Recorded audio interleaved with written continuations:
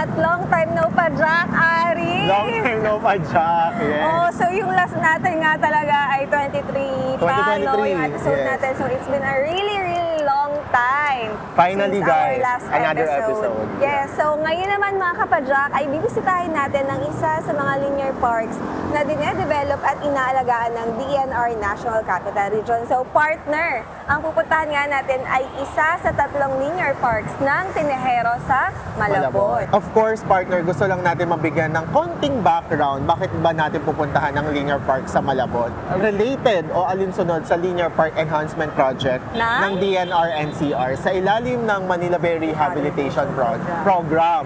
So, bali, ang pinaka-objective nito ay para makapagtanim ng mga halaman at puno sa mga easement along creeks and rivers sa Metro Manila. So, hindi lang pala natin nililinis yung mga river, no? Another intervention ito for the rehabilitation. And this year, partner, meron ng 13 established linear parks dito sa Metro Manila. Partner? 2021. O, di ba? 2021 lang, pero meron na tayong 13 established dito sa Metro Manila. Yes. So, hopefully, partner, madagdagan pa yan, no? More to go, more to go. Yes. So, babaybayin nga natin ang kahabaan ng EDSA papunta doon sa ating destination. So, ano pang inaantay natin? Tara at samahan nyo kami sa pagpadyak. Let's go! Let's go!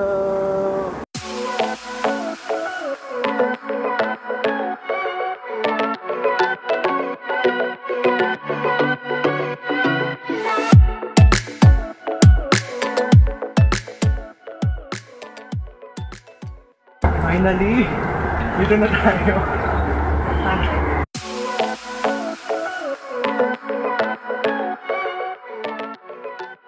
Ayun guys, hindi kami masyadong makapagpadya kasi makitid yung daan. Pero binabagtas namin yung kahabaan ng linear park para mapuntahan yung medyo maluwag na area.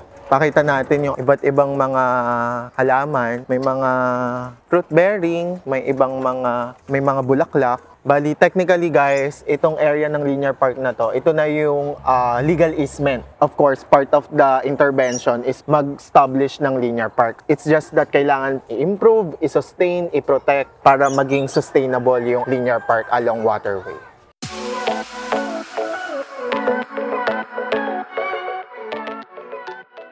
Okay mga kapadyak, nandito na tayo sa medyo malilim na parte ng linear park kasi kanina medyo mahaba yung pinadyak natin sa kanila. Alam mo ba sa'yo malilim kasi sa akin hindi. Andyan yung puno. Well, meron ka namang shades.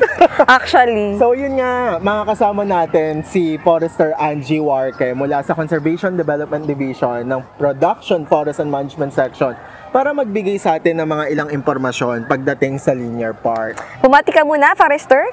Hello po, my name is Angeli from the CDD ng PFMS. Alright. Okay, so Forester Angie, pwede ka bang mag-share din sa ating mga kapadyak? Nasaan ba tayo ngayon? Okay, so ngayon po ay nandito tayo sa Barangay Tinajeros. Specifically ay nandito tayo sa linear park na pinatayo natin noong this year lamang. This year. Okay, alam mo, pag sinabi natin usually na linear park, no, ang nasa isip natin, syempre may mga bench, pwede kang magpahinga, kumbaga pwede mong tambayan. So, pero pag nakita mo tong linear park ng Tinajeros, parang iba. So, pwede mo bang i-share ano yung naging plano dito sa linear park na to? Or ano yung pinagkaiba nito dun sa ibang linear park sa city? Okay po. So, ang linear park po ay isang uri ng park na ang kanyang lawak ay pahaba instead na palawak. So, kaya siya tinawag na linear park. Okay. So, usually, ang mga linear park po ay makikita sa mga strip of public lands along waterways like rivers, creeks, and sa highways din po ay makikita siya. So, pero technically, pagdating dito sa mga along waterways natin, ito na yung mga legal easement na tinatawag. Yes po, na 3-meter easement. Ito ay talagang part ng intervention pagdating sa Manila Bay Rehabilitation. Tama? At bukod ba doon, alam mo Aris, ang Metro Manila kasi ay napaka-konti na lamang ng green spaces dito sa Metro Manila. At yung mga gantong project ng DNR, ng LGUs, and our partners ay nakakatulong. Na managdagan. Oo, at alam mo ba, may 2 classifications, kung hindi ako nagkakamali, Forester, ng ating green spaces, no? Okay, so yung linear park ay pwede siyang combination ng softscapes or hardscape. So yung softscape ay purely plants lang, while yung hardscape naman ay combination ng plants and trees and mga concretes like pavers, lights, and chairs or benches. Okay, so dito, Forester, anong classification nito? So dito po ay combination siya ng plants and trees and mga concretes. Okay. Paano nagiging relatable ang Linear Park Enhancement Project sa ongoing Manila Bay Rehabilitation Program? Okay, so yung Linear Enhancement Project po, part po siya ng Manila Bay Rehabilitation Program. So alam po natin, di ba, yung layunin ng Manila Bay Rehabilitation Program ay mapanumbalik ang linis ng tubig ng Manila Bay or maging Class SB level ito na fit for swimming, skin diving, and other forms of contact recreation. Yep. So upang makatulong sa pag-rehabilitate ng Manila Bay, ang DENR-NCR ay nag-initiate na mag-implement ng Linear Park Enhancement Project. So, ang ginagawa po dito ay nagde-develop tayo ng mga linear parks malapit sa mga ilog at estero na dumadaloy papunta sa Manila Bay.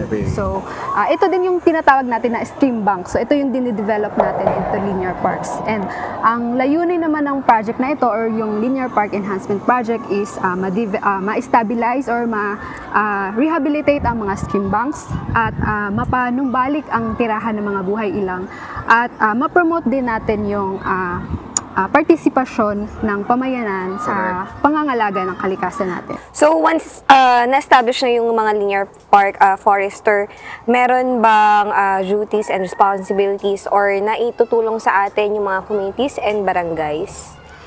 Ano po, so during the whole implementation process po, we ensure to establish a close connection with the barangay. Okay. So in the process, parang ini-instill na rin namin sa kanila yung sense of ownership doon sa linear park. Kasi po, ang linear park, after establishment, ay ito-turn over natin ito sa kanila. So through the conduct of MOA signing, ay the linear park will be formally turned over doon sa barangay. So sila na yung nagme-maintain. So, yun yung one of the rules of responsibilities na nakasaad doon sa MOA is for them to conduct maintenance and protection doon sa linear park. Well, technically, in general, ano naman yung mga gusto nating ipahatid sa viewers natin pagdating dito sa linear park in terms of its importance and other matters? So in terms of how linear park help Manila Bay in rehabilitating, so yung linear park po, nagsiserve din siya na parang filter sa mga pollutants na nandoon sa tubig. So before ang tubig ay pumasok sa Manila Bay, ay nalinis na itong linear park. Ay nalinis na ng tubig. Nalinis na ng linear park ang tubig.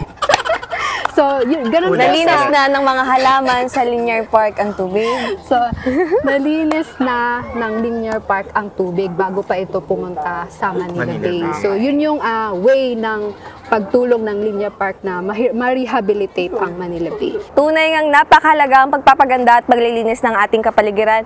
Isa lang ang halimbawa dito ay ang Linear Park Enhancement Project, hindi lamang dito sa Tenejeros sa Malabon, kundi pati na rin sa iba pang parte ng Metro Manila.